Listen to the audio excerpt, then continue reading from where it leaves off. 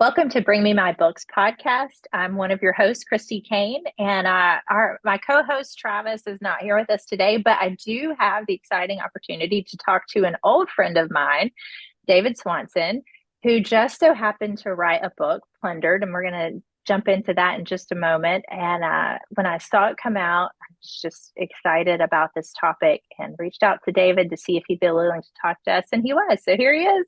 David, thank you for being a part of our show today. Yeah, Really you're appreciate it. welcome. Thanks for having me. Absolutely. And so David and I were graduate students together at Wheaton College back in the day, about 20 years ago. It's been a long time. Mhm. And then at that point, you stayed, David, in Chicago, and we left. But you are currently the founding pastor of New Community Covenant Church, and you're also the CEO of New Community Outreach. You are married to Maggie, who I do know. I have a couple kids who I have never met.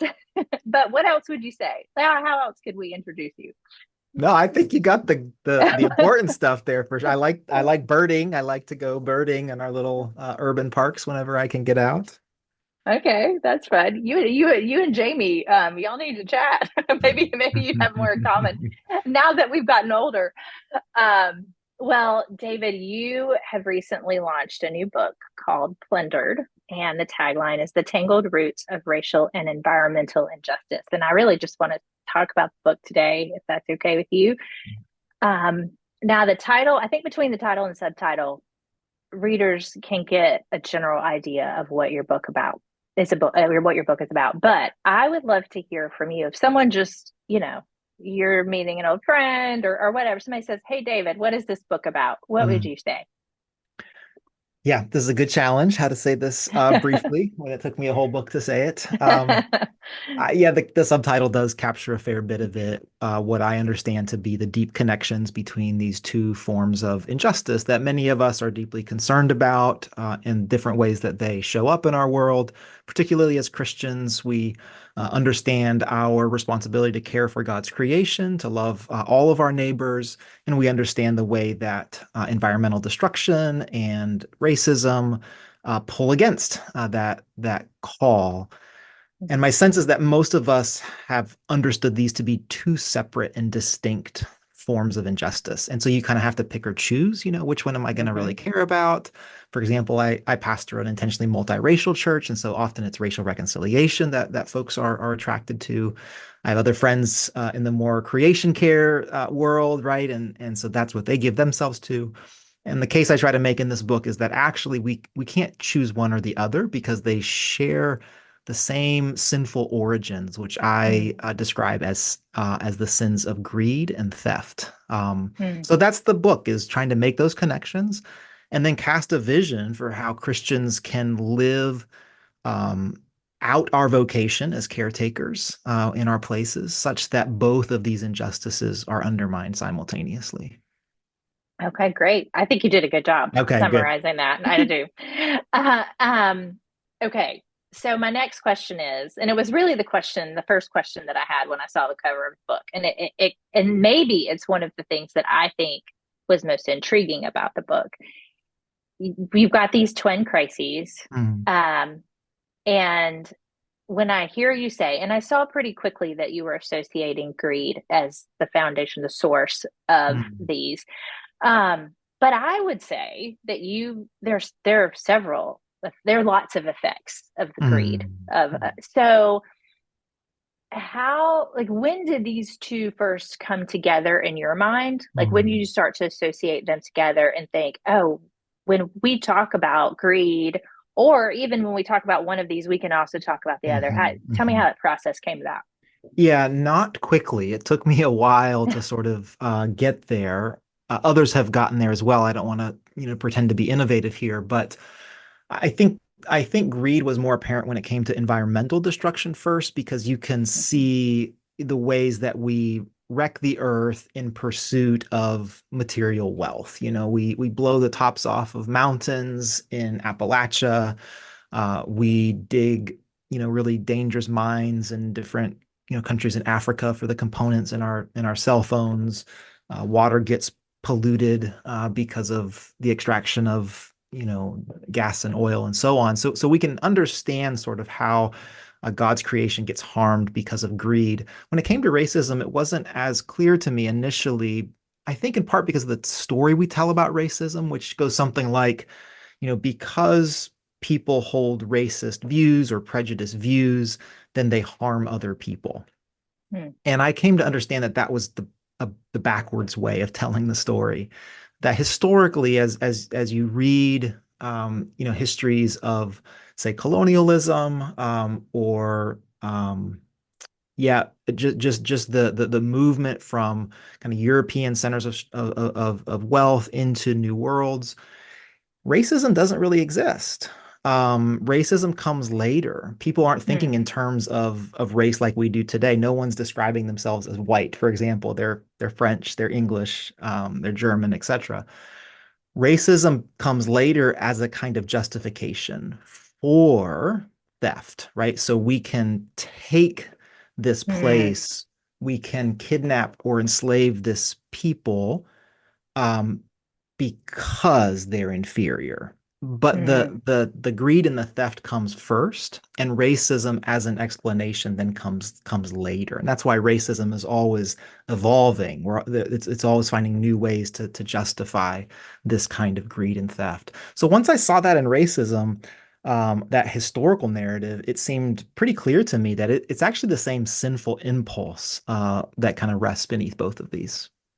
Mm, okay. That's really interesting, especially that just that thinking about how racism comes. I mean, I know in a sense that it is the result Mhm. of those things. I mean, after, especially after you explained in the book, but then the way that you just described it, I think is really helpful to look at that as coming later.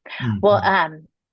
another one of the things that caught my eye right off the bat was that you want us to shift our thinking from stewardship Mhm. of creation, Mhm. to becoming caretakers and priests. Mhm. And Mhm. so, and this is really foundational for your book. You Mhm. talk about it Mhm. carries itself all the way through to the end.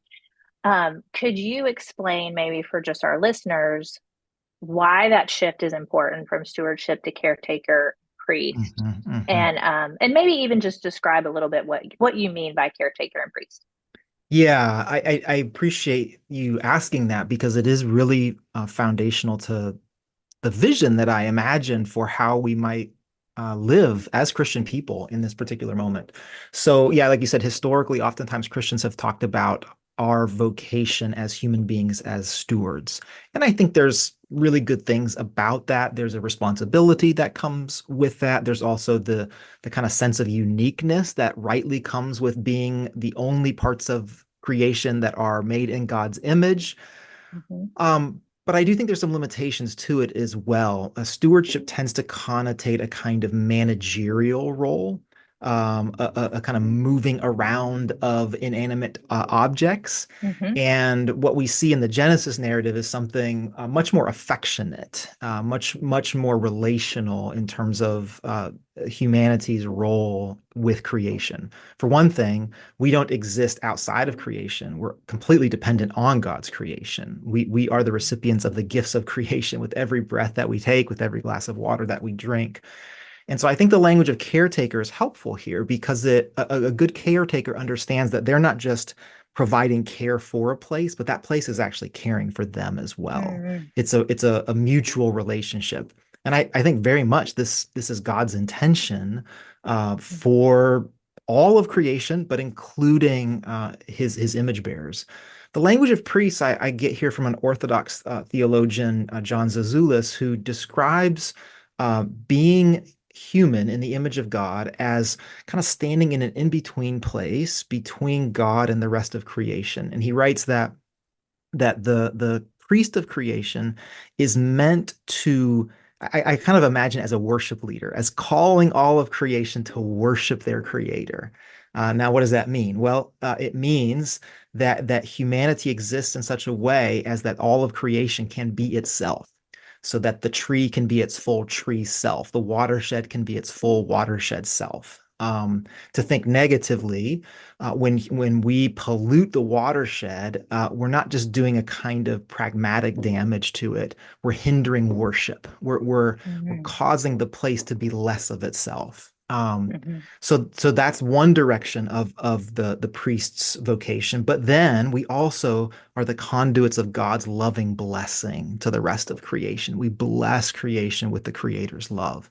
And so that language then of priestly caretaker, I think, helps us maybe reimagine our vocation beyond managers to something Hmm. much more affectionate, much more connected to the love of God and the blessing of God for God's creation, but also then our responsibility and our obligation to help the creation around us flourish. That includes Hmm. migrating birds, the water table underneath us. It also includes our neighbors, including those neighbors who have been most harmed in a kind of racialized society. Hmm. I think it was just personally very helpful because I've heard that stewardship language a lot. And um, in thinking about when you do move to that more of that caretaker, even as I heard you describe it, it's just emphasizing that interdependence. And Mhm. as a steward, I think I've always kind of thought of myself. I mean, you like we elevate ourselves so much Mhm. as Mhm. the humans Mhm. that it really just because it's easy to think of everything else, especially I'm talking about the natural world as Yeah. here to serve us. Right, right. And you do lose that idea that and which is very it's not just it's truth that Mhm. we are interdependent. And Right. especially we need in some ways we need them a lot more than it Oh, needs us, which I think you brought that up. 100%. And I also love that you brought that word flourishing up because that's Mhm. another word that you use a lot. And just this idea that we are put here so to encourage the flourishing. So Mhm. Mhm. that word kept popping out to me. Okay, switching gears a little bit. Uh, in particular, environmentalism Mhm. um, in the church, Mhm. it can it can be difficult. So I used to teach science. So I did a little period of time teaching science, and I love to talk with other Christians about caring for the earth and things like Mhm. that. But sometimes even that can be on a red flag. Like they certain, Mhm. it just Mhm. it can quickly become a divisive topic. Is That's right. where I'm trying to get to. That's right. So when you, as a pastor, are writing a book about these issues, is there any encouragement that you could have for people to say, hey, this is how you can start Mhm. conversations? Mhm. And then I want to get back to the book. I realize this is a little bit of a deviation, but No, I appreciate that question, Christy, because I think that's kind of the moment we're living in, right? Where everything has become so partisan and so polarized that certain topics become then associated with other topics. And so, oh, you're talking Mhm. about creation care. That must be, an agenda for, I don't know what, socialism or Marxism or whatever. And you mentioned the difficulty when it comes to environmental care, but I experienced that in the racial reconciliation Mhm. conversations as well. That must means that this must mean that you're a critical race theorist or, something like Right. that, right? Yes. So no, that's a real thing, and I'm sure different ones of your listeners have experienced that. Certainly, I've experienced that as well. It's one of the reasons I wanted to spend the first two chapters of the book just in scripture, trying to Mm. cast a vision for creation, first for creation itself, and then for humanity's role within creation. That's just deeply rooted in scripture. Another whole chapter just on Jesus as sort of the center point to all of our imagining how we might live in harmony with God's creation. So I would say that's one thing is that we do as Christian people, we start with scripture always. I think the other thing is to try to notice where there are terminologies or kind of hot button words or phrases that are going to derail the conversation. And I Mhm. think it's our responsibility to know that as best we can ahead of Mhm. time and to instead try to find those points of common value and connection. All right. So, I might be talking to somebody about creation care, and I know that that language is coded for them in a kind of let's say, liberal direction that's going to make them nervous. Well, maybe we start by talking about, what it is they value about their family vacations at the national parks. What has been Mm, really important to them about that. I have family members who are hunters, right? So that can be an on ramp of like kind of how their hobby of hunting connects them with God's creation, how they experience God in creation in that way. And all of a sudden, we start to have some shared experiences, and those mm, experiences actually rest on some shared values that we often don't get to in a kind of partisan, polarized framework where everybody has to choose their side. But if we can get to like, no, actually, we share these values and we might see the world differently, but we know we share this in common. Now we can have some pretty interesting conversations around some topics that otherwise, yeah, just kind of go off the rails really quickly. mm. That is really helpful. I think that's just to think about conversations, finding shared values, points of Mhm. interest, and that's really good. Thank you. Because I think that part of what we hope with this podcast, I imagine with your book, is that people will begin to have conversations because Mm. we'll get to it in a minute, but community is Yeah, such a central part of this. that's right. And so we have to be able to get to that place where Mhm. we have those conversations. So that's really good. Okay, I have one more question before our break. And then I want to talk a little, shift a little bit more into the second part of your book where you talk kind of like I would call it maybe the action Mhm. steps. um, but there was a moment. So because I'm from the South, there were moments where I just felt a lot of grief as I read, especially in the first part. And there's a story that you told. I've got the page mark. It's page 86. But you were telling the story about a man named Thomas Moss and two other Mhm. Mhm. men who had been, I would say, wrongfully Mhm. Mhm. arrested. So there were three black men, but before they could stand trial, they were abducted and then shot. And Thomas Moss, in particular, this, like I said, being from the South, this got me. Tell my people to go west. There is no justice for them here. Yeah. And I thought, how sad.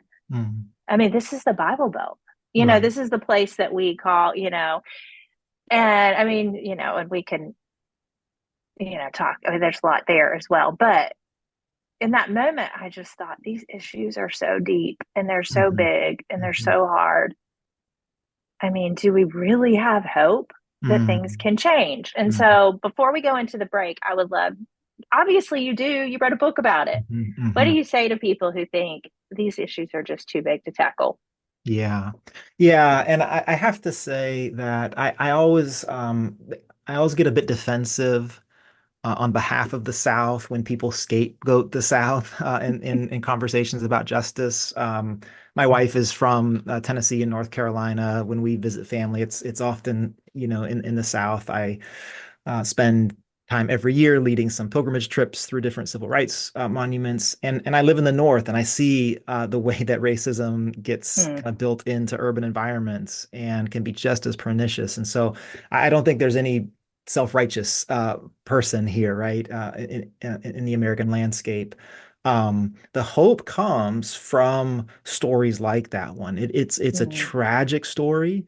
To see these Christian men, experience this miscarriage of justice and kind of the lynching as you describe it.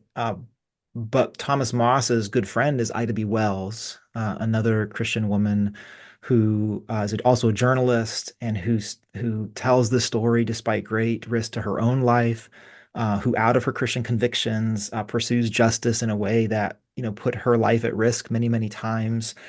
This woman is one of the Christian saints for me, who's formed my own kind of imagination about what it looks like to live faithfully in our day. And so I think we're formed to look for hope in the spectacular. We're formed to look for hope in the kind of winning moments.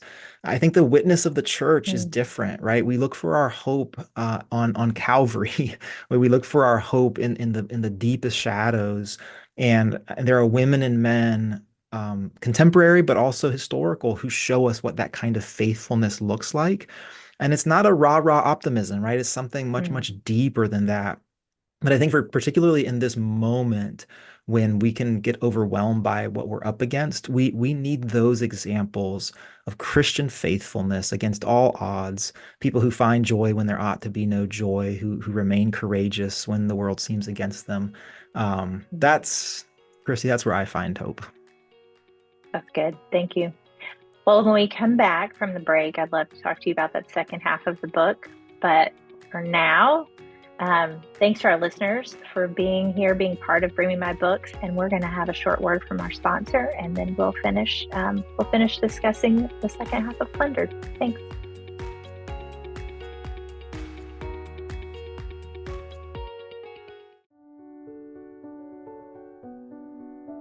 Situated in Bluefield, West Virginia, the Hopewards Writers Conference seeks to equip and encourage their patrons to tell stories of hope. This year's conference will focus on the question of living between cultures and the unique potential it holds for creativity. The conference will offer many exciting guest author speakers this year, and can't wait to learn what God has been speaking into their lives. Come with us and help us tell stories of hope. LifeSprings Resources is committed to providing innovative learning resources for the local church. Our products reflect our commitment to the development of new and innovative ways to experience scriptural truth. Whether you're looking for material for your small group, need new curriculum for Sunday school, or you're just trying to stock up on church supplies, we've got you covered. Look for us online at lifespringsresources.com or call us at 1-800-541-1376, and our friendly customer service team will be happy to assist you.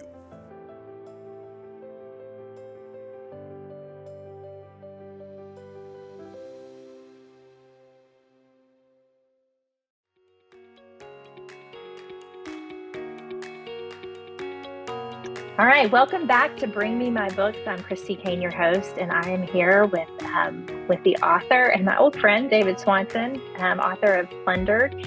And we're going to jump into the second half of his book and the second half of this conversation. But right before we do, David, I think there's a turning point in the book for me that actually comes before the second half truly starts. And it's when you begin to talk about the incarnation of Christ. And on page 108, you make and I'm just going to start it here and let you finish it, let you explain it. And you say, here again, we see that the incarnation makes all the difference. We got into that a tiny bit right before we went into the break, but I'd love for you to explain why the incarnation of Christ is so important. I mean, obviously to everything, but in particular, these issues.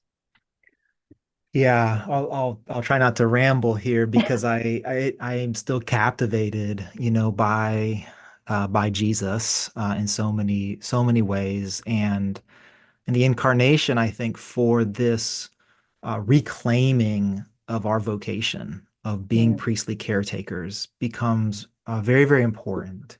Um, Too often as Christians, we've had a vision of our discipleship, which is detached from material reality, from the real needs of our mm, neighbors, from the real needs of the depleted landscape, and so on. I don't think the incarnation allows for that. If our God takes on the materiality of his creation, if he inhabits our flesh, not in a ghost-like way, but like truly God-man inhabits humanity, eating, drinking, getting tired, getting wet, mm, weeping, grieving, all bleeding, right? Like this, and this then becomes the means of our salvation. It is not sort of a happy accident. This is how God rescues the universe, is from the body of a man, from mm. from the embodied experience of humanity. I just don't think we can overemphasize what's happening here, particularly Mm. for a people with Gnostic tendencies to separate, right, flesh Mhm. from spirit and to elevate spirit over flesh. We need to be brought back time and time again to how it is that God accomplishes our redemption. And I return to Athanasius regularly, who's kind of one of the really early thoughtful commentators on the incarnation. And one of the things that Athanasius says is that not only is Jesus the one through whom all of creation was spoken into being through his life, death, and resurrection, Jesus is what he calls the recreator of the universe as well. Well, if this is true, if Jesus is creator and recreator, and we live on the other side of recreated creation, Paul says about those who are in Christ, new creation. If that's where we live, then despite what uh, what can be so discouraging around us, we have to live as those who can say yes to our vocation, who can say Mhm. yes to who God created us to be, who can actually start to make choices and decisions together that will allow us to live such that creation all around us flourishes. And yes, we're still in a broken world. Yes, we are still sinners who confess and repent and receive forgiveness.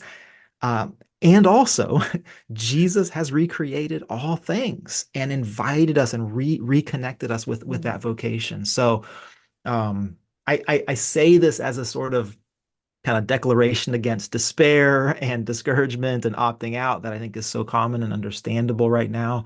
Um, the what Jesus makes possible through his incarnation is just so good and so beautiful that I think it can almost seem too good and too beautiful um, for us to reckon seriously with. And this book is my attempt to say we it's an invitation worth accepting.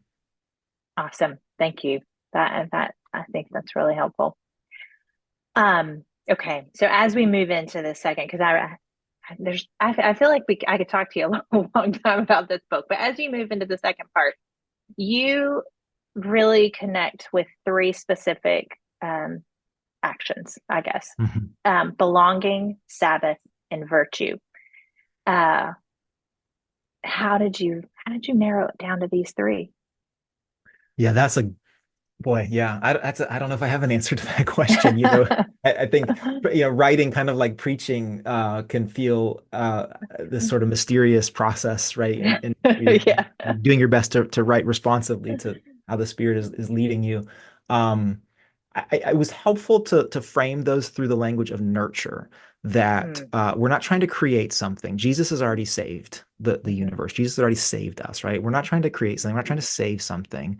Rather, we're trying to nurture. I think this is the what caretakers do. A caretaker can't cause anything to grow, but mhm. we can nurture those things that are growing. We can plant, we can water, we can weed, etc. Yeah. And so through the language of nurture and nourish, these three pop up to me as ways that we can actively cooperate with Jesus in this caretaking vocation.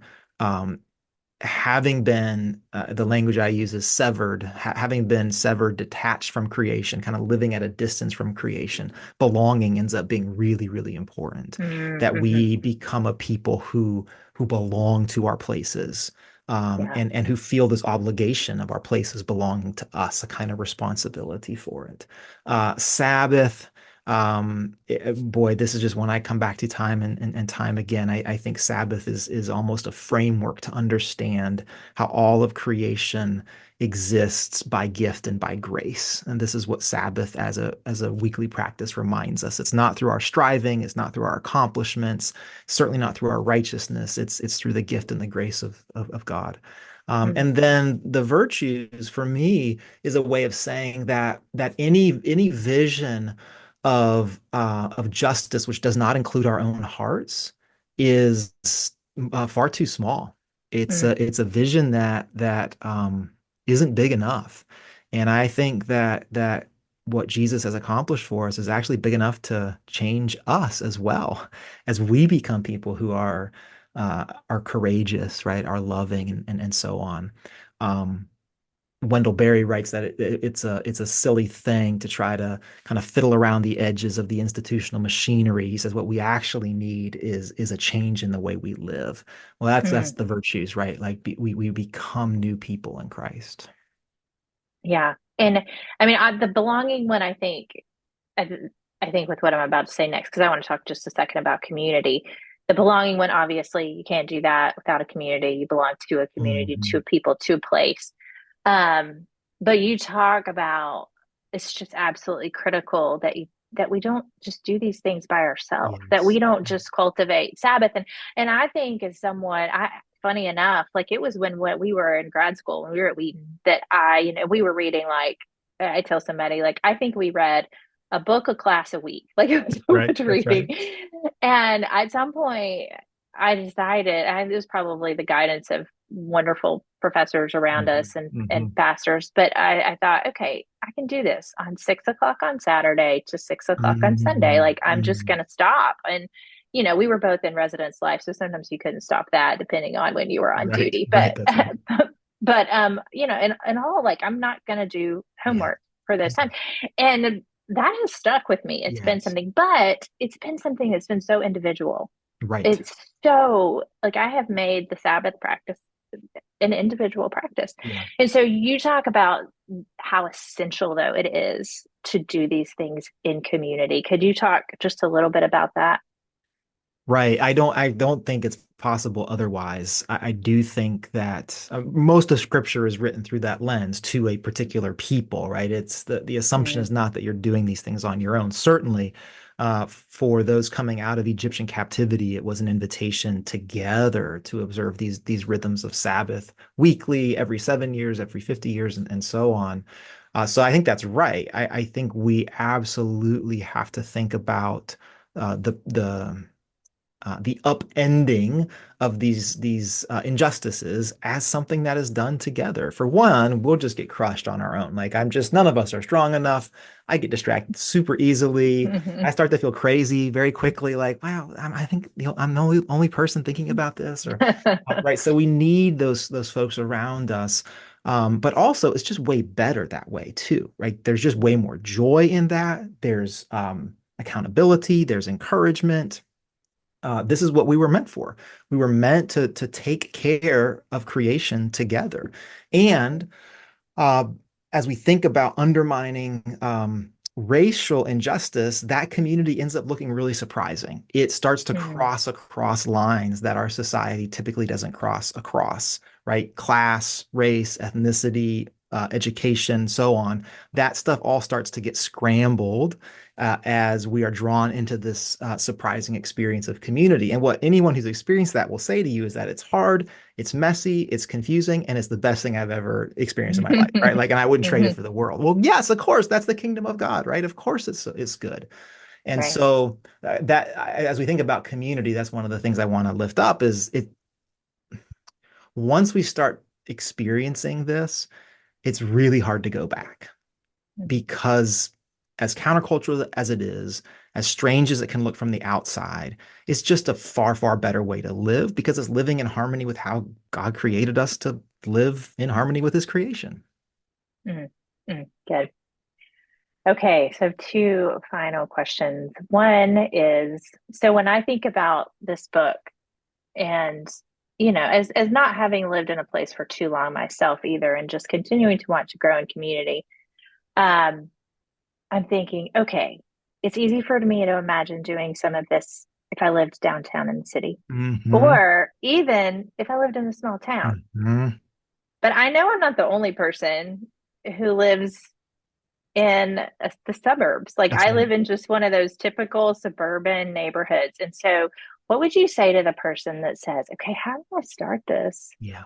if I live in a suburban neighborhood? Like if Yeah. yeah, what would No, you say? boy, I love that question because as I was doing a lot of work on this project, it felt like most of the examples I was finding were more agricultural or rural, or wilderness, like if you want to care Hmm. for creation, there are these sort of stereotypical ways that you need to do that. You have a little homestead that's out on the land somewhere, right? Or you're in the small town. And if you care about racial justice, then you're probably in an urban environment. You attend a multiracial church, right? Like there are these Yeah. stereotypes that come with it. And what we do if we assume that is we just write the vast majority of the people out of the picture. And we're like, well, this isn't for you, right? Like you don't get to be Yeah. part of this, which is just wrong. Like Jesus has recreated everything, everywhere is fraught with the possibility of living as a community of caretakers. So what I tried to do in this book is to limit myself to telling stories and giving examples from my place because that's what I know. Like I don't Hmm. live on a farm. I don't know what it would look like to live. I love reading about that, right? And I've learned a Hmm. lot from that, but I couldn't really give much instruction about that. It's been a while since I've lived in the suburbs. I don't feel super, like an authority of how to speak into suburban life. My hope, and Christy, maybe you can tell me this was too optimistic, is that by, kind of testifying from my own lived experience, it would provoke some imagination for people in Hmm. their places. I don't think this is a one size fits all. I don't think that, for example, our church cares for this little community garden in our neighborhood at one of our public schools. And I love Hmm. it. And it's amazing. And it's been transformational for our church. And I think really a helpful thing in our community. I don't think everybody should do that. I don't know if that would work in your suburban community, but there's things in your community that would absolutely resonate with that place that wouldn't be a good fit in our place. So here would be the sort of invitation that I would want to give to people.